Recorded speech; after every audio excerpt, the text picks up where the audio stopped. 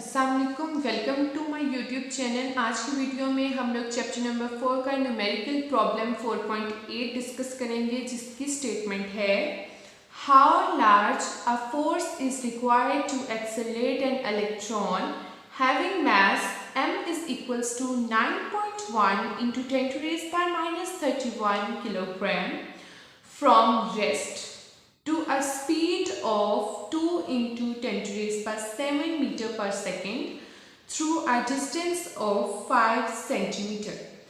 जब हमने न्यूमेरिकल की स्टेटमेंट को पढ़ना है, उसके बाद हम लोगों ने उसके सोल्यूशन में जो चीज़ें हमें गिवन है स्टेटमेंट के अंदर, उनको हाईलाइट करके लिख लेना है। ठीक है, हमें क्या क्या चीज़ें गिवन है। m is equals to mass of an electron जो है 9.1 into 10 to raise power minus 31 kilogram. ठीक है, अब देखें कि हमारे पास हम लोगों ने इलेक्ट्रॉन को एक्सेलरेट करना है। ठीक है, from rest to a speed. ठीक है, अब रेस्ट पे जो उसकी इनिशियल वेलोसिटी है वो क्या है, 0 है, और कितनी स्पीड तक, जो फाइनल स्पीड है मीन्स वी एफ, वो कितनी है हमारे पास 2 इंटू 10 टू रेज पर 7 मीटर पर सेकेंड। ठीक है, थ्रू अ डिस्टेंस, और हमारे पास जो डिस्टेंस है वो कितना है, through a distance of 5 centimetre. ठीक है, अब देखें कि हम लोगों ने how large a force is required to accelerate an electron from rest to a speed, final speed उसकी ये है, डिस्टेंस ये है।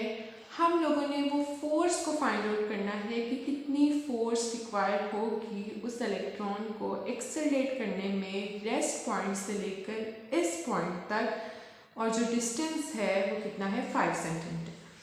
बेसिकली जो हमने फाइंड आउट करना है वो हमने करना है जी फोर्स को। ठीक है, फोर्स हमने फाइंड आउट करनी है कि हमें कितनी फोर्स रिक्वायर्ड होगी। ठीक है, how large a force is required to accelerate an electron from this to a speed of this point. ठीक है, तो हमारे पास जो डिस्टेंस है वो कितना है 5 सेंटीमीटर। अब सेंटीमीटर को हम कन्वर्ट कर लेते हैं जी मीटर्स में, तो मीटर्स में कन्वर्ट करने के लिए हम इसको 100 से डिवाइड कर देते हैं। तो हमारे पास 100 मीटर से डिवाइड किया तो हमारे पास आ गया जी 0.05 मीटर्स। तो ये जो कन्वर्जन हो गई यूनिट की सेंटीमीटर टू मीटर। अब देखें, हम लोगों ने वो फोर्स जो है वो फाइंड आउट करनी है।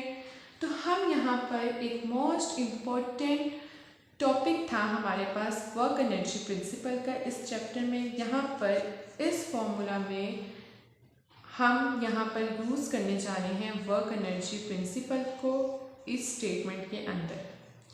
ठीक है, उसके अंडर हम इसको सॉल्व करेंगे। Work energy principal, work energy principal क्या स्टेट करता है हमारे पास कि जो हमारे पास यहाँ पर जो वर्क डन है, work done is equals to change in kinetic energy. ठीक है, हम लोगों ने इसको चैप्टर में प्रूफ भी किया था। ठीक है, work done is equals to change in kinetic energy means W is equals to half mvf² minus half mvi²।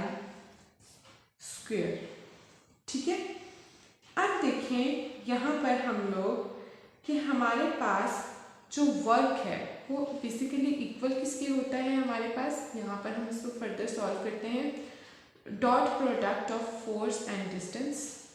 ठीक है, और यहाँ पर हमारे पास क्या होता है, हाफ mvf² माइनस mvi²। ठीक है, अब देखें कि हमारे पास जो यहाँ पर है, हम यहाँ से कॉमन ले लेते हैं।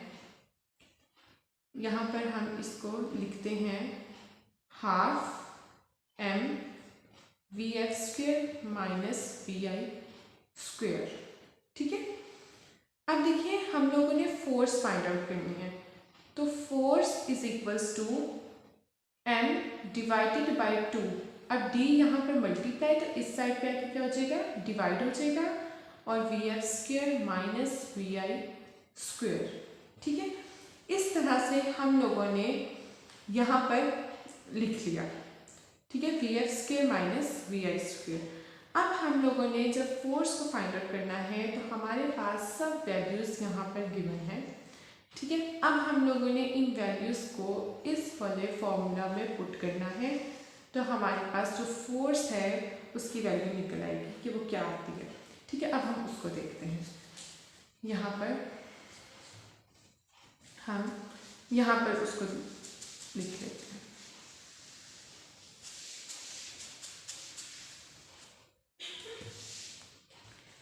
अब देखिए यहाँ पर हमारे पास जो वैल्यूज हैं वो क्या गिवन है,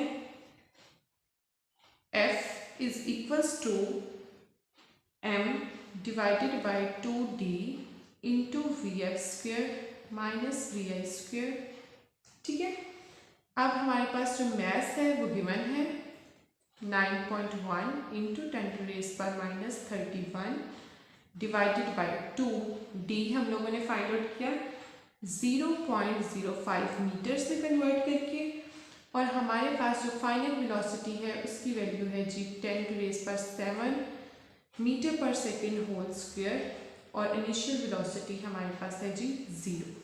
ठीक है, अब देखें यहाँ पर जब हम इसको कैलकुलेट करेंगे तो हमारे पास जो फोर्स है उसकी वैल्यू आ जाएगी 3.6 इंटू 10⁻⁻15 न्यूटन्स।